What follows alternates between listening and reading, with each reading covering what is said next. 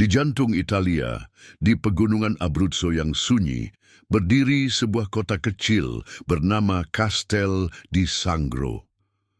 Kota ini hanya berpenduduk sekitar 5.000 orang, sebuah tempat yang hampir tidak dikenal dunia. Namun di tahun 1996, kota ini masuk ke dalam sejarah. Tim sepak bolanya, Castel di Sangro Calcio, mendapat promosi ke Serie B, kasta kedua Liga Italia. Sebuah keajaiban, karena tak ada yang menyangka tim kecil tanpa fasilitas, tanpa uang, tanpa bintang, bisa sejajar dengan Napoli, Torino, dan Genoa. Dan dari seberang dunia datanglah Joe McGuinness, seorang jurnalis Amerika. Datang bukan karena tugas, tapi karena penasaran. Ia ingin tinggal di kota kecil ini selama semusim untuk menyaksikan dan mencatat bagaimana keajaiban itu bertahan. Castel di Sangro bukanlah klub biasa. Stadion mereka hanya muat beberapa ribu orang, ruang ganti bocor, bus tim sering mogok. Pemainnya banyak yang nyaris pensiun, beberapa dibayar rendah, sebagian datang tanpa tahu kenapa. Presiden klubnya, Gabriele Gravina, seorang pengusaha muda yang bermimpi besar. Ia membangun klub ini dengan semangat dan keberanian, meski kadang penuh ketidakjelasan.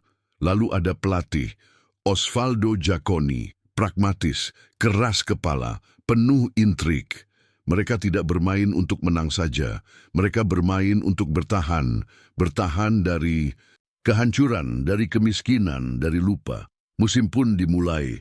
Castel di Sangro terjun ke dunia penuh tekanan. Stadion besar, pelatih top, lawan-lawan berkelas. Mereka kalah, lalu kalah lagi. Namun mereka tak menyerah. Mereka mulai menggigit, mengacaukan papan bawah. Tapi di balik kemenangan kecil itu ada luka. Pemain-pemain frustrasi, tak ada uang. Pers Italia mengejek. Giacconi mulai kehilangan kepercayaan ruang ganti. Bahkan Joe yang datang sebagai pengamat netral terhisap ke dalam drama internal tim. Lalu tragedi menghantam. Dua pemain muda, Danilo dan Pippo, meninggal dalam kecelakaan mobil. Kota pun terdiam, ruang ganti sunyi. Musim berhenti sejenak, tertelan kabut kesedihan. Joe, yang tadinya hanya ingin menulis buku, kini benar-benar terlibat. Ia ikut merasakan duka. Ia tak lagi penonton, tapi bagian dari kisah ini. Namun kehidupan terus berjalan. Liga tak menunggu. Mereka itu harus bermain lagi. Dan Giacconi, ia tetap seperti biasa. Tak berubah. Keras. Kaku. Setelah dongeng mendaki ke Serie B mulai kehilangan cahaya, babak gelap dari kisah ini mulai membuka tirainya. Castel di Sangro tidak hanya menghadapi tekanan di lapangan. Di balik layar, kisah mereka mulai dibumbui.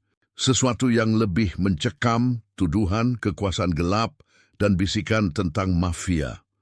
Joe McGuinness datang untuk menulis kisah keajaiban. Tapi ia segera menyadari bahwa keajaiban yang satu ini tidak datang tanpa harga. Ia mulai melihat hal-hal aneh, keputusan manajerial yang tak masuk akal, pemilihan pemain yang mencurigakan, dan hasil pertandingan yang terlalu.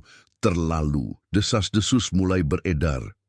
Tentang pemain yang disuruh kalah, tentang pejabat klub yang berbisik terlalu lama dengan orang-orang yang tak punya alasan berada di stadion.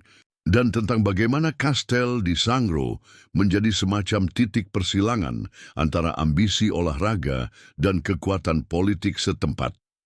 Nama Gabriele Gravina, presiden klub saat itu, menjadi pusat pusaran. Pria cerdas dengan visi besar, tapi juga penuh teka-teki. Ia dekat dengan dunia politik. Beberapa menyebutnya punya koneksi yang terlalu luas untuk seseorang dari kota kecil. Osvaldo Giacconi, sang pelatih, juga mulai menunjukkan sisi keras dan penuh rahasia. Joe mulai meragukan segalanya. Bahkan orang-orang yang dulu ia anggap pahlawan, dan kemudian badai datang dalam bentuk tragedi. Pippo Biondi, salah satu pemain muda tim, meninggal dalam kecelakaan mobil yang hingga kini menyisakan misteri. Resminya, itu hanyalah kecelakaan biasa. Tapi McGuinness tak yakin, terlalu banyak kebetulan, terlalu cepat diabaikan. Terlalu banyak diam. Kemudian ada pemain yang tiba-tiba diasingkan, sanksi tanpa penjelasan, pemain inti yang tak lagi dipasang tanpa cedera, wasit yang memberi keputusan ganjil, wartawan lokal yang berhenti bertanya. Atmosfer mulai berubah, lebih sunyi, lebih menekan. Joe mencoba mengkonfrontasi, tapi seperti menyentuh tembok yang elastis. Semakin ia mendesak, semakin banyak yang menghindar. Ia merasa seperti tamu yang tak diundang dalam upacara rahasia. Castel di Sangro bukan lagi kota kecil yang lugu.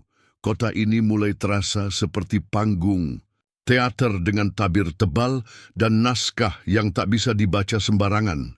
Dan inilah paradoks sejatinya. Saat klub kecil ini menulis sejarah di Seri B, mereka juga menulis bab-bab gelap yang takkan pernah masuk koran. Karena apa yang terjadi di Castel di Sangro kadang harus tetap tinggal di Castel di Sangro.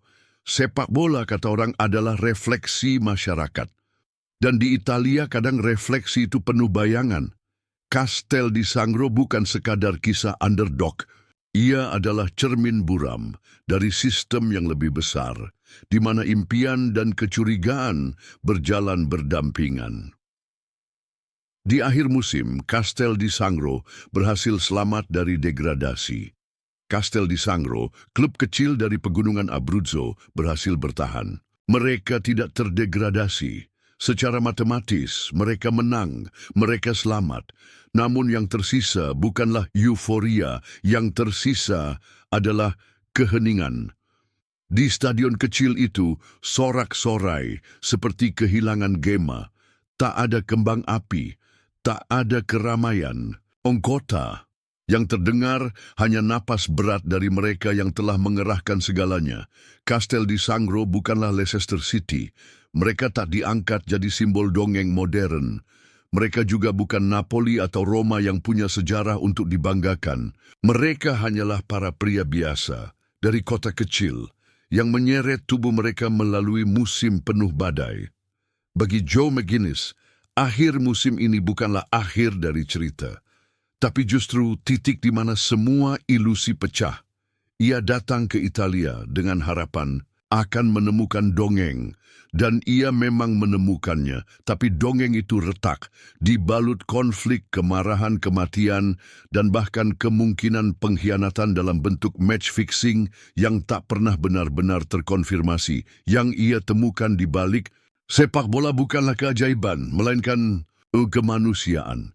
Semua yang paling jujur dari hidup ini, absurditas, cinta, pengkhianatan, kehilangan, kekerasan, harapan, dan kehampaan. Musim itu selesai, tapi rasanya seperti tidak benar-benar berakhir. Karena di Castel di Sangro, waktu tidak berjalan, seperti di kota lain. Di sana, sepak bola bukan hanya permainan, itu adalah doa. Sebuah doa yang mereka ucapkan dengan kaki yang luka dan hati yang tak pernah yakin akan didengar Tuhan. Dan di balik semua itu, yang tersisa bukan trofi, bukan uang, bukan ketenaran. Yang tersisa adalah kesunyian. Kesunyian setelah badai. Kesunyian yang menandai bahwa mereka telah hidup dengan sepenuh jiwa. The Miracle of Castel di Sangro bukan hanya tentang sepak bola. Ini adalah kisah tentang kota kecil yang bermimpi, tentang orang-orang yang berharap di tengah kekacauan, tentang bagaimana sepak bola bisa mengangkat dan menghancurkan dalam musim yang sama. Dan mungkin inilah sepak bola yang paling nyata, bukan soal skor, bukan soal piala, tapi soal bertahan. Soal mencintai sesuatu sepenuh hati, meskipun tahu bisa jadi itu akan melukaimu.